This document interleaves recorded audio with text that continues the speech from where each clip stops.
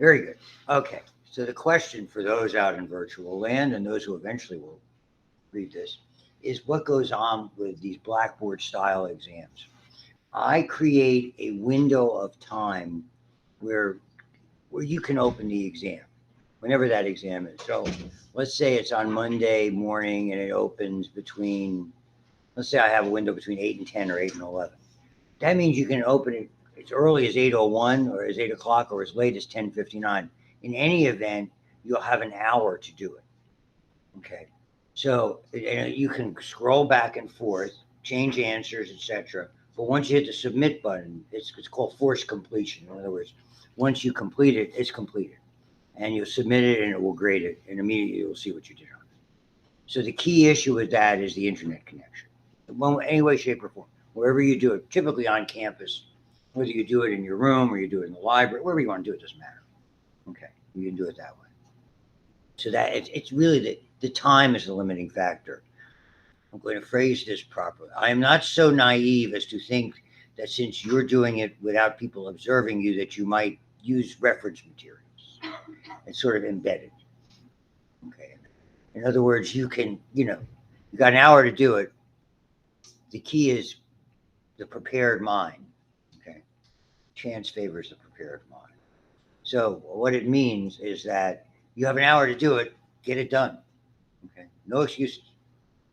Work for you. Yeah. See, everybody's happy. Okay, not everybody's happy. Most of you are happy. Sophia's sleeping. You gotta pay. So you're very lucky. Riley is in the lab, so I can pick on her. Because you'd be it. Stuck up. All right, moving on. So I'm going to finish up what little I have to say about microbes and introduce respiratory. To that end, I did not load. I have forgotten that this PowerPoint. Uh, I have to load these newer PowerPoints on respiratory, skin, etc., from the Cowan textbook, which I will do. That once we conclude this microbial, antimicrobial stuff, anything else is going on the final. So the disease part of the program, skin diseases, respiratory disease, genital urinary diseases, are all there. Moving on. So that's where we stand with this. So let me just, as I don't recall exactly where I finished, but I'll throw out a lot of this is more just sort of updates and random thoughts that, and I don't know how much of it would necessarily be on the test. These would not be. So the idea of CRISPR systems are very interesting. We actually can order them, and we have ordered them here in our laboratory for research, not necessarily about infections, but for doing certain research projects that some of the students are doing, the bio majors and pre-med students are doing for part of their projects. Okay, and so this, because it's a system that chops up specific genetic areas, it's useful. Only about 1% of all the microbes are really things we can grow in the lab. So the potential is, even though we can't grow them, is there a way that we can use whatever antibiotics they might make in order to be effective? The bacteriophages are certainly being used. Okay. The interesting thing about Pseudomonas, because it's very, very difficult to find an antibiotic, and any of you working in the hospital, I've said it time and time again, you're going to find it's a pain in the neck to treat. Nobody likes dealing with that, and again, it's just freaking everywhere because effectively it's almost like normal flora. It's in the soil. It's typically on a fair percentage of us on our skin in any event, just because it's so abundant. What happens, what causes ear infections are the adherence, particularly in biofilms within and around the tympanic membrane. We're going to deal with that in the next chapter. We're going to talk about the abundance and some interesting notes about middle ear infections, which are extraordinarily common. Okay, but this is one of the things. So they're actually using it. So that's just a little bit of notes. All of us are probably have been exposed to and have talked about, and I don't know what you guys do, vitamin supplements. It's age-wise. If you're not taking a multivite, you should. It's no big, it's not going to hurt you. Okay. For the girls more so than the guys, it's never too early to start calcium and vitamin D. Okay, there's just statistically there's just such an abundance of osteoporosis, and if you don't, and if you have, and several of you are, just by we did this in bone. If you go back and recall it in AP, we talk about being diminutive, uh, historical, how much you're out in the sun, hereditary patterns. Well, it's just everywhere. It's never too early to start doing it now. So sunlight, exercise, calcium supplements, vitamin D. And it's good to keep calcium and vitamin D higher than anticipated levels. So you might as well start doing that. Probiotics are in the same ballpark. We end up with, for any one of a variety of reasons, they tend to be more helpful. So live microorganisms in humans to improve or to optimize, because their job, if you haven't done did you do the digestive physiology thing in A&P? They're a big player. I mean, we're talking about vitamin formation, we're talking about electrolytes, we're talking about clotting factors. They play a big time role in that particular area. So, and they're typically safe. You can find them in anything. Yeah, if you're like me, I love Bigelow teas. They have one. They have a green tea with probiotics. I don't. I'm not fond of green tea. Constant Comment or Earl Grey for me. Thank you. Honey Constant Comment. I'm not a tea drinker. Hey, you don't know what you're missing. We live on Dunkin'. We've been running. Well, my wife and I just go through coffee like it's going out of style. And so these are, prebiotics encouraging the growth. This always bothers me. Fecal transplants. Could you think of something else? I via colon. Thank goodness it's via colonoscopy.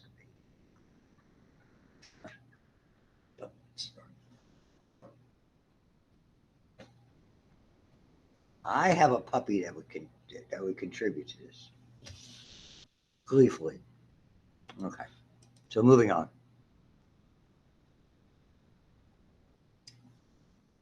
So this is all part of it. It doesn't. We talk about antibiotics. It doesn't matter for any of you who are going into patient care or patient related fields, whatever they might be. How it affects the host has to be part of it. So it's not necessarily. It's any medications are like that. So you have to have a good understanding of how they work. So the selective toxicity, of course, is the important part. And anything when we're using quote unquote a chemical is chemotherapy. Cancer chemotherapy is very specific as anti-cancer drugs. Okay, that's probably relatively low, but in terms of problems that people have with medicines, that's relatively high. So it's 1 out of 20 people are going to have some type of adverse side effect. And again, side effects by definition are where they're altering systems, not specifically allergies, which are immediately due to an overwhelming or an unanticipated response of your immune system. You all did the immune unit pretty much in AP2. When your immune system is so powerful, if it acts in an uncontrolled or irregular manner, it causes a tremendous amount of damage. So, for instance, these are common: liver, kidney, GI. To me is number one in the hit parade. Liver is part of GI. That's why it sort of overwhelms it. Uh, Cardiovascular. One of the hidden things you have to look for is effect on the bone marrow. Neurotoxic, perhaps not so many as respiratory, skin, bones, and teeth. The teeth, particularly, was a tetracycline nugget that are there. I mean, so you have to look at all of these eye things. So when we're looking at these, now remember, they're classifying this adverse. Actually, when we're talking about penicillin with rash, hives, and watery eyes, that's allergic phenomenon. Even though they're calling it a side effect, it's probably inappropriately done so. Carbenicillin, again, GI, cephalosporins. So here, in some instances, even though this is not terribly common, but this is something, to me, what I worked, anytime you're using a medication for long-term or chronically, even if it's something that you and I can take over the counter, like ibuprofen or acetaminophen, common, you could take as many of those as you want. Don't. If you did not know it, just a little side nugget. I mean, the most toxic one of those, the ones that causes more liver damage than any other medication, not antibiotic, everybody, Tylenol. Acetaminophen is highly liver toxic. I will tell you yet an anecdote. It's always my nefarious middle one. So he was always into mischief, still is. And you ever notice when you were little, when your mom gave you Tylenol, you had that little 4-ounce container with cherry or strawberry Tylenol because it was easy, right? Do you ever wonder why you couldn't go to Walmart and get the giant size of a gallon? Like you can do. I mean, how many aspirin can you buy? You can carry them. But Tylenol 4 ounce, why? Because if a child ingests that, potentially they could destroy their liver. It's that kind of hepatotoxic. The maximum dose is 1 gram 4 times a day. That's pretty easy to get, even as an adult. If you would do that for 2 weeks, potentially you could alter your liver function. And when I had patients taking those kinds of medicines every other week, every month, certainly depending on the medication, I was doing a blood count just to make sure we weren't seeing any irregularities. Just a little note. So my middle one, we're remodeling our kitchen back when we had 3 kids, and it's very hard to keep track, and everything was everywhere. And as I'm walking by, I see a Tylenol cherry, one of those liquid ones, and I see the cap's not quite right. I call them adult-proof caps because kids get them off, adults can't. And as I came back, I didn't see it anymore. I made a mental note. I better close that. Ran upstairs or ran downstairs to do laundry. Come back, it's gone. Guess what? He chugged it. Calling the poison center, all that type of stuff. In those days, we could have syrup of Ipecac, which you don't use now because there's a concern because it induces vomiting. If you induce vomiting with something that's caustic, you could even do more damage. So it's not typically on the thing. And the poison center, they're great. They follow it up. They're around. The poison centers here are off 65. You can see the sign if you're driving down 65 toward the north side. And they followed up on it. You always don't be reluctant. Those things happen. Okay, a lot of parents are reluctant because they think they're going to take the kids. You're being an abusive parent. We were hoping, but if they took our kids, they would have brought next day back. You keep them.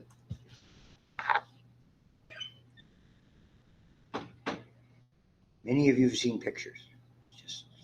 It's not right. Not right. But I digress. Be aware of that.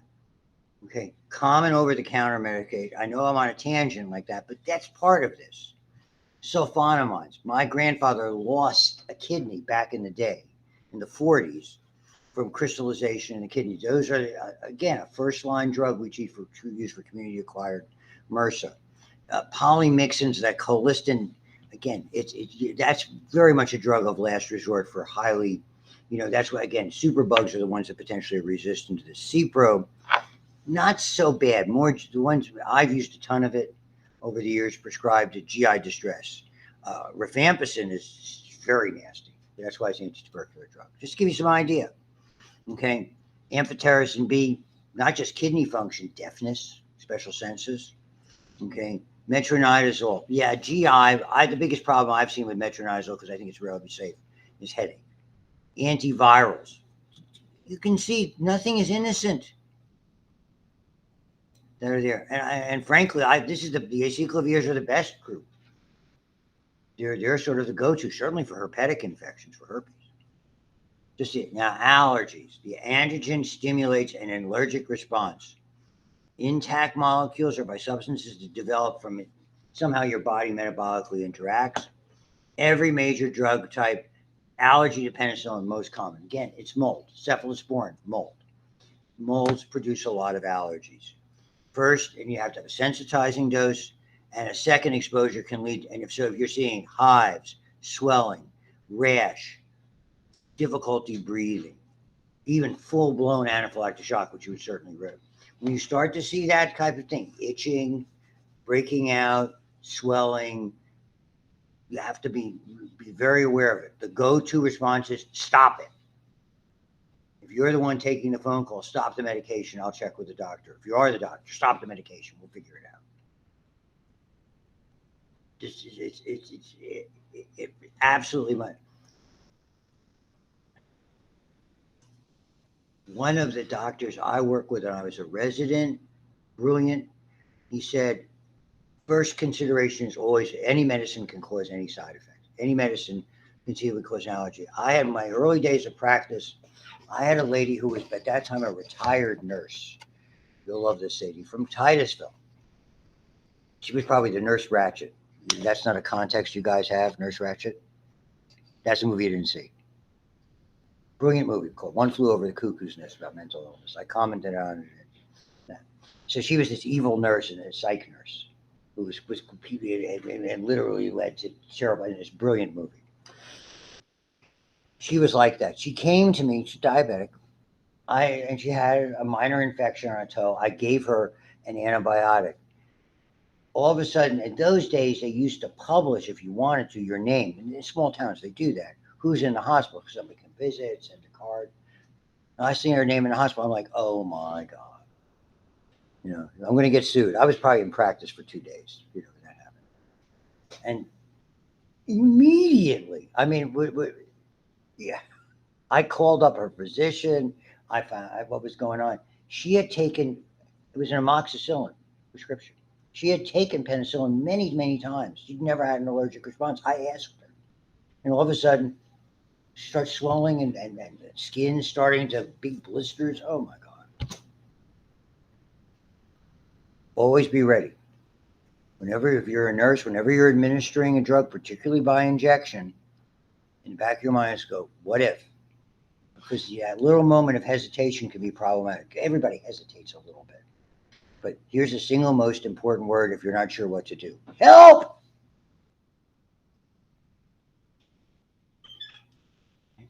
It works.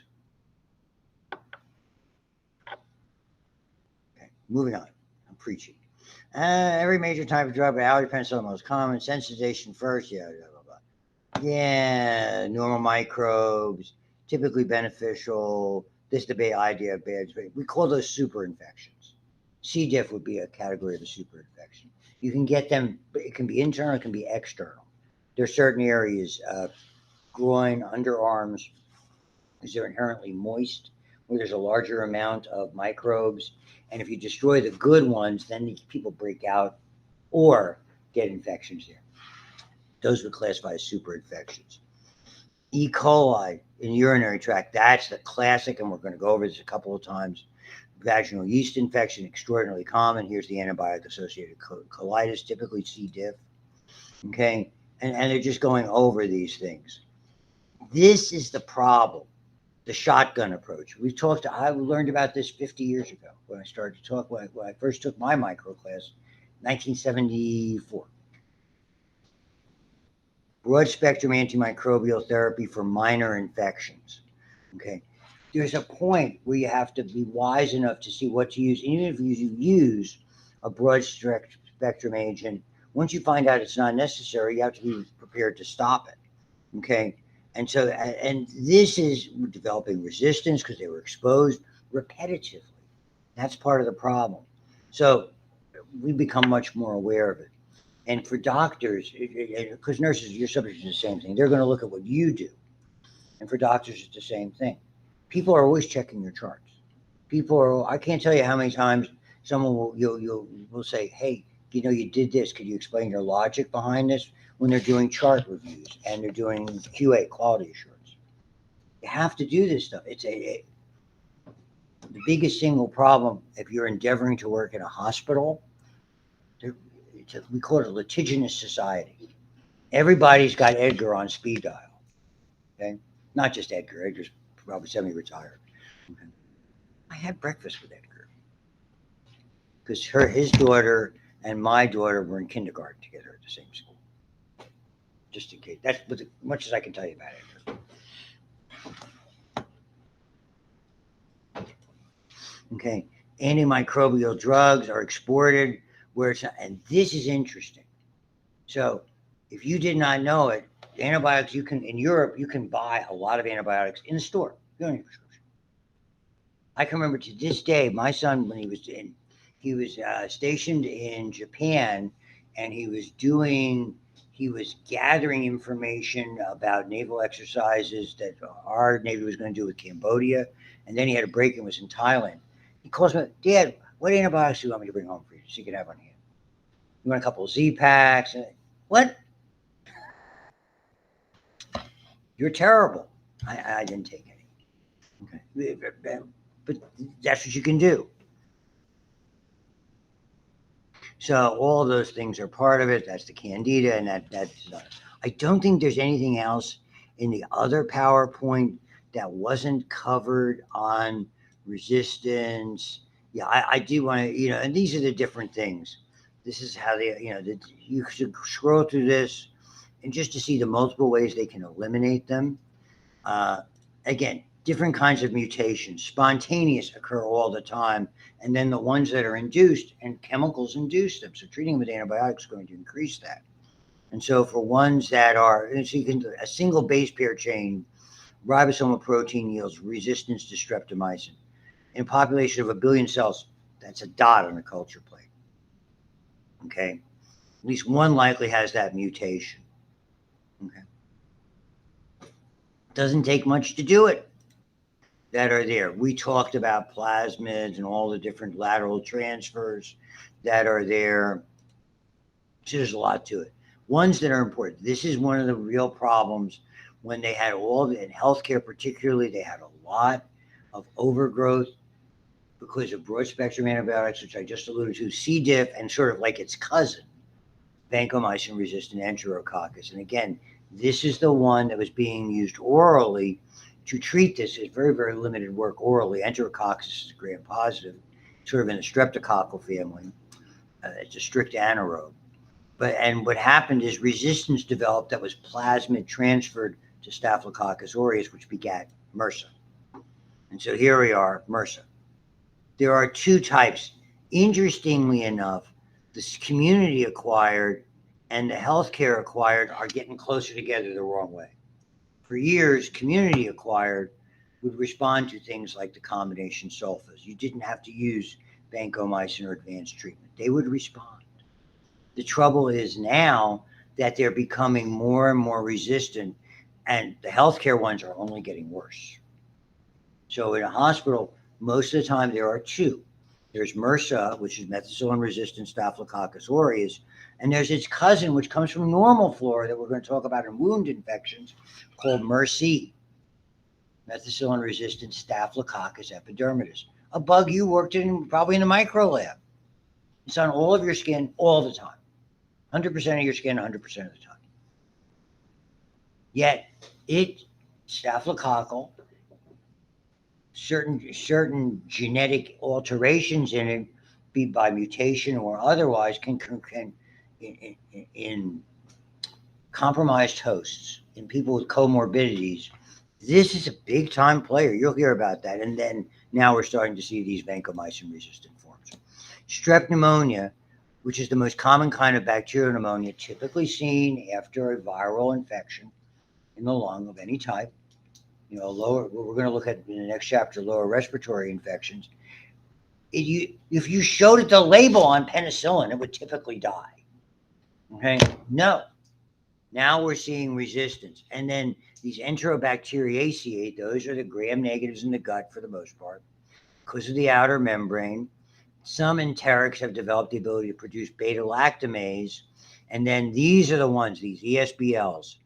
Extended spectrum beta-lactamases are resistant to cephalosporins, aztreonam, which was usually the last resort drug in penicillins.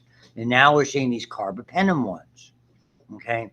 They were the last resort, but these enzyme inactivates it. So these are, and there's been a few of these that have been seen, have been cultivated, but we've not seen any real infections. Like that, the last time I was taking a look at that. TB, awful. Combination therapy all the time. You have first and second line drugs. We'll look at it. I don't go crazy over it because you read a list, but we categorize TB 6 months to a year, typically, having to take at least 2 antibiotic or similar agents all the time and just rotating from a list. They have what are called first line and then more advanced drugs that are there, and we categorize it as MDR and XDR TB. There was a case of a guy who got on a plane who was being treated with extremely drug-resistant TB. Everybody went nuts. They found, I mean, when the physician documented, he's under treatment, we've done recent testing, he's not expelling, nobody was in trouble. But everybody went nuts because of the closed environment. This was in and around the COVID time. When we first started hearing about COVID, and probably in and around that lockdown time, or maybe slightly before. So people went a little bit crazy. And then this is just your responsibilities, patients. Take the antibiotics, don't save them. If you only take them halfway of the course, that's when the resistant ones will come back and flourish. So symptomatic relief or improving from the infection does not mean that the infection is done and dusted. Public, global use, and then I think that we've covered all this type of stuff that's there. We are finally done. So it gives me 20 minutes to introduce, and then Friday we'll do this review thing, and then if we have some time left over, we'll do respiratory. The exam, I think, is not long. I think at 50 questions. So an hour should be plenty of time. All right, let me go.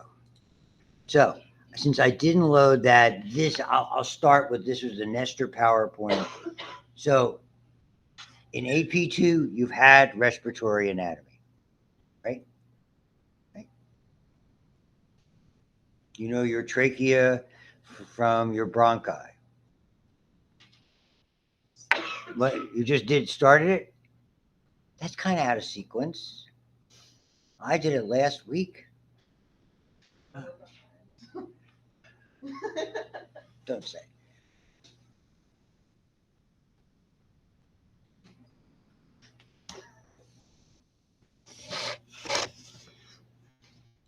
It's okay. Voila. This is another one of these wonderful women in science who didn't get enough credit. But fortunately, eventually, she became the first woman president of the American Society of Immunologists and National Academy of Science. Her name is Rebecca Lansfield. And so when you work with, did you do streptococcus and did you do the bubble test in the lab with catalase? Okay. When you staph and strep look the same. Staph is an aerobe. Strep is really a facultative anaerobe. Staph bubbles with the bubble test. Strep does not. Okay. So the first thing you do in the pattern of solving an unknown when you have a gram-positive cocci is the bubble test. Okay. So if it doesn't bubble, now you're in the anaerobic field. If it bubbles, you're in the aerobic field. Then you go from there. Very easy. The first test that you look at for gram negatives is lactose. Did you do the tubes and inoculate the tubes? Lactose. Okay, because gram negatives are either lactose fermenters or non-lactose fermenters. That's how you, particularly the enteric bacteria. If there's an oddball, then you look differently. So, what Lansfield knew about all of this, but she started to classify the carbohydrates on the exterior. We use exterior markers in our own cells with carbohydrates for identification, like ABO blood group. Okay. Those markers are nothing but short chains of carbohydrates. Okay, so we originally did you use blood agar in the lab and look for hemolysis? So basically you held it up, that's what I would do. You hold it with the light, you can see through and see the pattern on the light, that's total hemolysis. Okay, that's beta hemolysis. If you hold up the light and you can't see it, but you can see a change like yellow or brown, okay, that's partial or ahemolysis. If it's unchanged, that's non-hemolytic. And streptococci come in all flavors. So they classified it that way. We use blood agar, and you use on a blood agar plate, you put a lot of little things, discs and things like that you can use to identify these things. It's not just, we're just not plating it out. Did you put a disc on it, like an A disc or an O disc? Or, you put the A disc on it? Yeah, you put a bacitracin disc, because there's little ways you can tell. Okay, so the surface antigen correlated. So the beta hemolytic strep, group A, beta hemolytic, Streptococcus pyogenes, the strep throat strep, the necrotizing fasciitis, the flesh-eating bacteria strep, the toxic shock syndrome strep, that bad. Okay, that's what it is. So it was a better predictor. So she began to test and identify the group A carbohydrate. It is the basis for if you were a kid and you went in and did a strep test, you did a rapid strep test. You put something in your nose and they put it in there, and if a little line came up, not unlike a COVID test, okay, same kind of deal as a COVID test, what it would show, it would test for that specific antigen. It was not 100% reliable. So you could start treating somebody, but then you would do a blood plate, a typical culture plate, and a blood agar plate to make sure. So it was good for negatives because they didn't start to treat you. And then if the plate did turn out to be positive and that swab test wasn't, you could always start somebody on antibiotics then. That was all her doing. Okay, not so much making up the rapid test, that came later, but identifying it. Okay, so that's really an important historical glimpse. That's what an inflamed throat. For you in nursing, you're going to look at a ton of those. Little pen light in there that you should carry with you. Look inside. That's red and inflamed. You can see the uvula, the little dots. If you start to see little pustules here in the tonsillar area, typically, and it's fairly foul smelling because strep is anaerobic. Now you're looking, that's just like, but moms did that forever in my day and age because we couldn't afford to go to the doctor. If they looked inside your throat and if it smelled like you were drinking, which at 10 was unusual, 12 was a little more common. Good news. It was clever. Okay. What would happen was then they'd haul you to the doctor. We're willing to spend the 10 or 12 bucks. So I could see the doctor. If not, hey, just gargle with salt water, see you later. Okay. So that's the major thing. Interestingly, for college students, the differential diagnosis next of that is mono. Infectious mononucleosis is called the great imitator. And interestingly enough, because of the immunological response to that bacteria, to that virus, it looks a whole lot like a strep throat, interestingly enough. Okay, so all of these things anatomically, if you should have done this in respiratory, we divide the respiratory tree into upper and lower. The most common diagnosis for any physician, family doc office, URI, upper respiratory infection, most time viral, cold, minor flu type things. Flu is a bad way to express that. Okay, so typically it's this: head and neck, upper, chest, lower. The dividing line, depending on the offer, is the larynx. For me, if it starts with a head cold and you get laryngitis, it's still upper. If it starts with laryngitis and you end up with chest symptoms, probably lower. So to me, the larynx is sort of flexible, but I would think of it. I think this text looks laryngeal and below as lower. Okay, upper respiratory, broad brush, typically not a big deal. Uncomfortable, not. There are a few that are, there's exceptions to every rule. We will get to one. You're immunized for one of those, is called diphtheria. A real bad boy. Lower, pneumonia, tuberculosis, there's a whole bunch. RSV, we see it a lot now. COVID would be in that category. We saw when this was published, this was, early days of COVID. So that's the whole idea. The way I frame respiratory when I do the physio, and you're welcome. I'm teaching in the fall, AP2. For some reason, we're having a lecture in lunch. So if you might be, some of you could actually be in the class. Just joking. Just give Sadie a hard time, Dave. You had yours. But if you want to clarify, come on in. It's a Tuesday and Thursday morning. What else are you doing? You're always welcome. I'll send everybody a message. Understand the way I teach it. This is how I framed it. For those out in the lab, you heard this already. What's respiratory? In with the good air, out with the bad. Period. Not a whole lot of complication. Yeah, vocal cords and odors and all that stuff. So from an infectious disease perspective, it's relatively straightforward. If something goes wrong, it's a relatively small system size wise, but volume wise, it's immense because of the alveoli. All those wonderful areas, that the beauty of the lung being just filled with membranes and blood vessels. It's good news and bad news. A ton of surface area, but it's very easy if something breaks through the lung to get into the bloodstream and spread, like cancer or tuberculosis. Those are diseases that can be seeded, that's the term we use, and go all the way through. So you've seen these before. The hallmark epithelia, everybody, you remember this from AP1?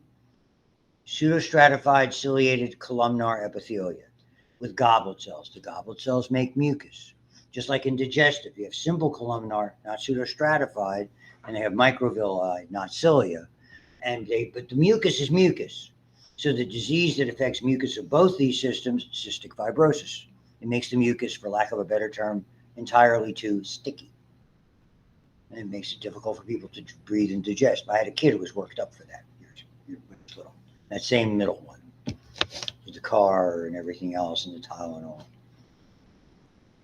I hope you didn't make your parents suffer like my parents made me suffer. Okay. And so all of those kinds of things, very interesting. So when those are damaged, and that's frequently the problem with a lot of these infections, they damage what we call the mucociliary escalator. The cilia are all sweeping the mucus either down to your mouth, up to your mouth, or forward to your mouth, from your mouth, so you can expel it in some way, shape, or form. That's what they do. They trap particles, invaders, viruses, bacteria, bad stuff, debris, you name it. That's their job. When we impede that mechanism, number one cause of impeding that mechanism, which I did for 40 years, 2 packs a day, smoking cigarettes. Word to the wise, don't be stupid like me. The big players where we see problems, and you can see adenoviruses, colds, diphtheria, which we'll get to, ear infections. They include eye infections in this. I like that. I think eyes are more respiratory than skin. Epiglottitis, laryngitis. Again, laryngitis sort of travels in both worlds. Strep throats, tonsillitis, etc. Below the level of the larynx, assuming laryngitis, now we have some really nasty guys. TB, SARS, which is COVID, pertussis, which is whooping cough. Interestingly, that starts in the upper, but impacts more of the lower. Legionnaire's disease, which you heard me comment on, and I'll give you the same spiel again. Okay, bronchitis, hantavirus, which we talked about, influenza, etc. There's a ton. Most of these very, very bad prognosis-wise. The interesting thing about the upper is the nasal cavity with all its little entrance and exit points. It has, in no specific order, a multiplicity of sinuses called the paranasal air sinuses. It has the eustachian or auditory or pharyngotympanic tube, any name will apply. The tube that goes into your middle ear, which is effectively a ventilation tube to release pressure, okay, and the lacrimal duct going up to your eye. All of those are in play. The lacrimal duct and the pharyngotympanic tube are all places, as well as the sinuses, where infections can travel from point A to point B. I mean, most kids get conjunctivitis from dirty hands and rubbing their eyes. Most adults get it because they have an upper respiratory infection that somehow travels up. Can you still get it the other way? For sure. When I was doing all these, I used to do a ton of micro labs. I got conjunctivitis about every year. I still sit in the medicine, just have a prescription for antibiotic eye drops. You never can tell. My wife also yells at me because I'm an eye rubber. I'm going to have to sleep in the dog's crate. It's okay. It's a big dog. It's got a big crate. TV, sound system. It's very nice. So those are all significant. Wonderful thing for anatomical differences, anatomical bases of disease. The pharyngotympanic or eustachian tubes in a baby, horizontal. So the baby sleeps on their back. Guess what happens if there's an upper respiratory infection? Right back to the eardrum. Otitis media. That's why by about age 4, those tubes are starting to go much more downward, more vertical. So the drainage is less likely to go backwards. You and I as adults get something called postnasal drip. It's kind of like that. Usually a funny feeling in our mouth or our throat when we have a cold. The other one of significance, pneumonia. The bronchi, the right main bronchus, where it divides, okay, is much more declinated, it's much more vertical and wider. So where is most pneumonia? Right side. The left makes a left turn. Stuff goes down, it's gravity, and it has to make a turn over the heart. So if you end up with, usually it's one side pneumonia, you end up with double pneumonia, it means both lungs. That's pretty rare. I mean, it's a pretty severe infection. Those are anatomical bases of disease. So here you can see them. The epiglottis is part of it, the goblet cells, the escalator, all of these things. Any impairment for whatever the above reasons, certainly smoking is number one on the hit parade, they're all going to impair. When I used to get a cold when I was a heavy smoker, I have it for a month. I get colds maybe once a year. I get upset when I have a cold. I'm gonna get cold.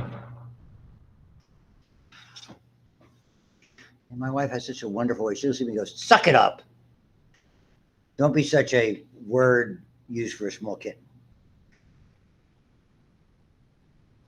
I'm not going to say anything.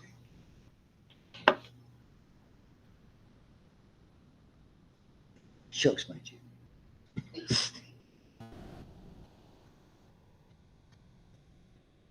And you did lymphatics and immune. The tonsils, the adenoids, which are really just tonsils, all of those structures have little openings where particles enter so they can be interacted with by your immune system there. So they're a source of infection as well if they get overly infected. So they're part of it. Okay. When they get my kid, my oldest one had that. He ended up with infected tonsils that were seeding other areas. And he and my daughter had multiple ear infections and tubes in her ears. They both had to have their tonsils out, sometime relatively early on, let's say before age 10. Over children, same guy did. Okay. What does it do? Warm, humidify, moisturize. In the hospital, if you work in a hospital, typically you have MRSA in your nose at least 2 or 3 times a year. It's relatively easy to treat. They may swab for it on a basis. There's a variety of topical medications that you can use. Just wipe in there or take a Q-tip and put it in there a couple of times a day. That will rid it. But that's a big, and they do it with patients all the time. When I was in ICU, they swabbed my nose immediately to see if I was a carrier, if they had to treat it. Because you can contaminate somebody else. Okay. Viruses, sinuses, postnasal drip, I talked about. Pharyngitis, sore throat. The epiglottis, the one that you don't want to have in this is epiglottitis. If that inflames, then you have a problem. Usually you're going to have to probably use some more advanced, probably some type of maybe intravenous steroids to address the swelling in that quite rapidly, I would think, that are there. And this is something, the interesting thing, almost every kind of bacteria, probably with the exception of intestinal bacteria, do we see in this opening. It's a shared opening with digestive and respiratory, obviously. So when we look at these things, these are all things we see all over. Staphylococcus is normal, even Staph aureus. Streptococcus is normal. Even the strep pneumonia, which is the leading cause of bacterial pneumonia, is considered a normal flora. About 1/3 to half of us have it. We used to do throat cultures in the lab when I did them. Did you swab your throats or no? Okay.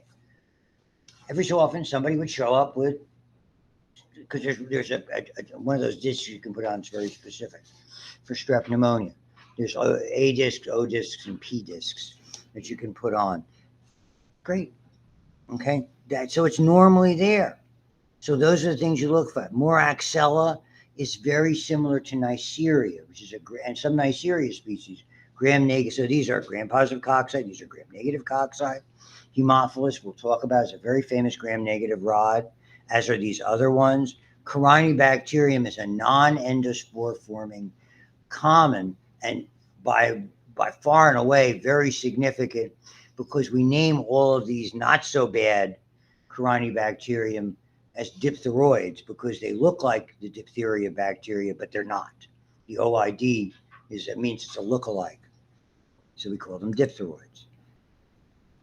So you can find literally anything there that's there. And so there's just so much to it. I think you're going to find it fascinating. Let's stop here. Okay. And I'll start with the upper respiratory a little bit on Friday, and it'll probably take about a half an hour for the review. Oh, poor little kid.